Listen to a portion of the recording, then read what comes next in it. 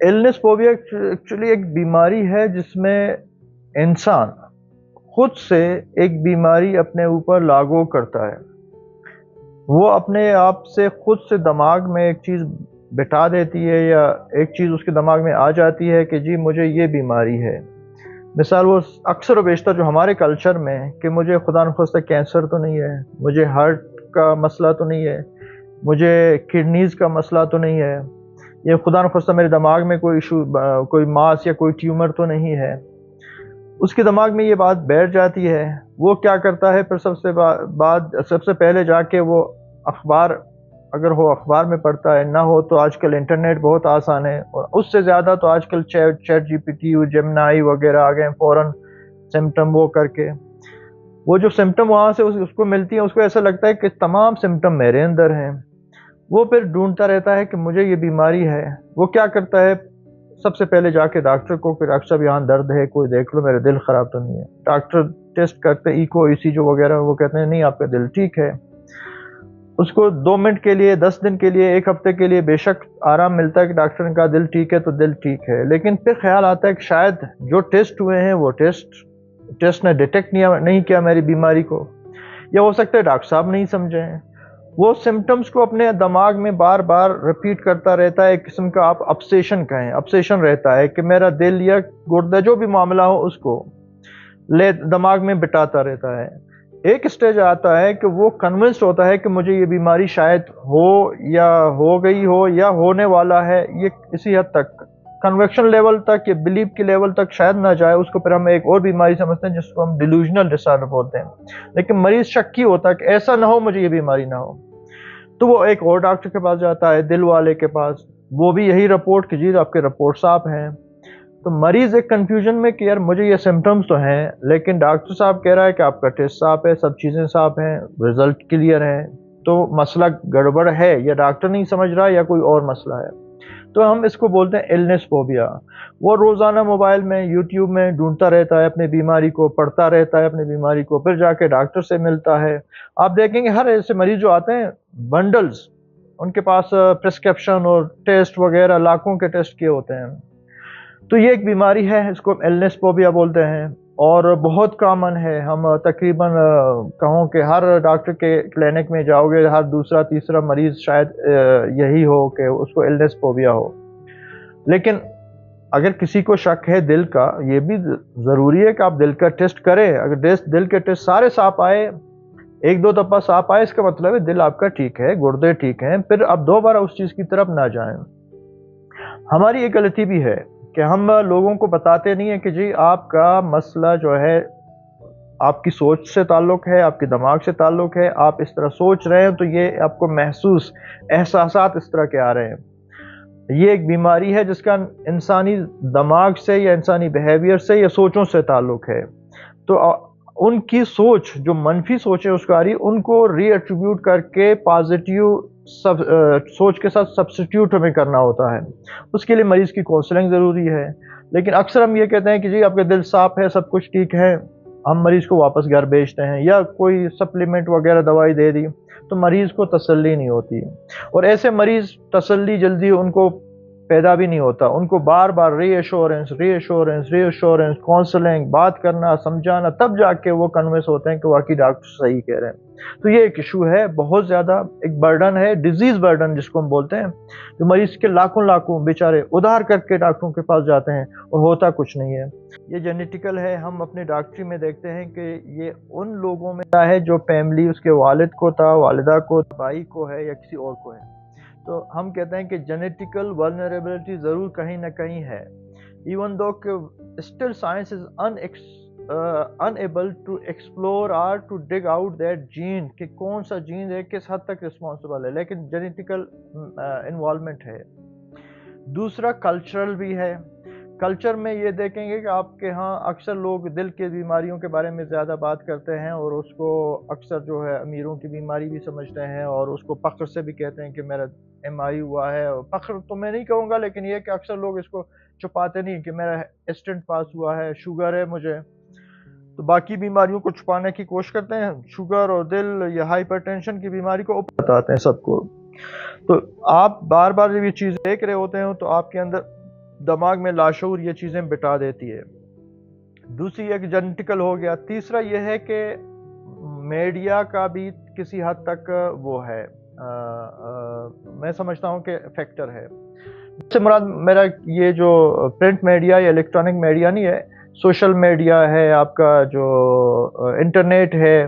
لوگ, ہر انسان کے اندر, جس طرح آپ نے کہا فوبیا ایک انسانی انسٹنکٹ ہے, ہماری جبلت کا حصہ ہے خوف, لیکن خوف حد سے بڑھ جائے تو ہم کہیں گے کہ فوبیا ہے, یہ ایب نارمل ہے. ہر انسان بیماری سے ڈرتا ہے, ایسا نہیں کوئی نہیں ڈرتے, ہم سب ہیں. لیکن جب ہم کہتے ہیں کہ دل ایک دفعہ ٹیسٹ ہوا ٹھیک ہے تو ٹھیک ہے, 10 سال 20 سال بعد انسان خراب بھی ہو سکتا ہے, اس کو ٹھیک بھی کیا جا سکتا ہے, علاج بھی ہے. لیکن وہ بندہ یہ بات اپنے دماغ میں بٹا دیتا ہے. جو 2-3 اور فیکٹرز ہیں کہ ہم گھروں میں اکثر جو ہے, ایک بندہ دل کا بیمار ہے, وہ بار بار دل کی شکایت کر رہا ہے. جو چھوٹے لوگ ہوتے ہیں وہ دیکھ رہے ہوتے ہیں, اس کو ہم بولتے ہیں لرن بیہیویئر. وہ اس کو لرن کر رہے ہوتے ہیں کہ جی والدہ کو میرا دل کا اٹیک ہوا تھا تو ہو سکتا ہے مجھے ہو, والد کو تھا تو ہو سکتا ہے مجھے ہو, یا والد صاحب بار بار دل کی شکایت کر رہے ہیں تو ہو سکتا ہے مجھے یہ چیزیں ہوں. تو یہ لرن ایک قسم کا آپ سمجھیں گے کہ بیہیویئر ہے, وہ بھی آ جاتا ہے. تو اس میں سوشل فیکٹرز بھی ہیں, جینیٹیکل فیکٹرز بھی ہیں, انوائرمنٹل بھی ہیں, اور کنٹریبیوٹنگ مرضی جو پریسپیٹیٹنگ فیکٹرز ہیں وہ آپ کا سوشل میڈیا, آپ کا انٹرنیٹ. میں ان کے خلاف نہیں ہوں, یہ بہت امپارٹنٹ چیزیں ہیں جو میں سوشل میڈیا یا ہم سب اسی سے پڑھ کے آتے ہیں. لیکن ایک چیز کو آپ بہت حد تک جا کے کریتے ہو تو نقصان ہوگا. ڈاکٹر صاحب اگر آپ بریفلی اس کی ایک ٹریٹمنٹ بتا دیں کہ اوبیسلی جب آپ کو فوبیا ہوتا ہے تو when you are experiencing that phobia, illness phobia ہے, when you're experiencing that illness phobia اس ٹائم ایک anxious state ہوتا ہے, تو وہ شارٹ ٹرم میں بندہ کیا کرے تو somehow deal with that phobia, and long term میں کیا کرے کہ وہ اس فوبیا سے نکلے اور اس کو eradicate کرے. دیکھو, اگر آپ کو جب بھی شک ہو کسی بھی انسان کو کہ مجھے خدا نخواستہ دل کا مسئلہ لگ رہا ہے یا گردے کا لگ رہا ہے یا کوئی اور مسئلہ لگ رہا ہے, once he should go and seek help اگر پروفیشنل, کوئی ڈاکٹر سے دکھا دے, انویسٹیگیشن کروا دے.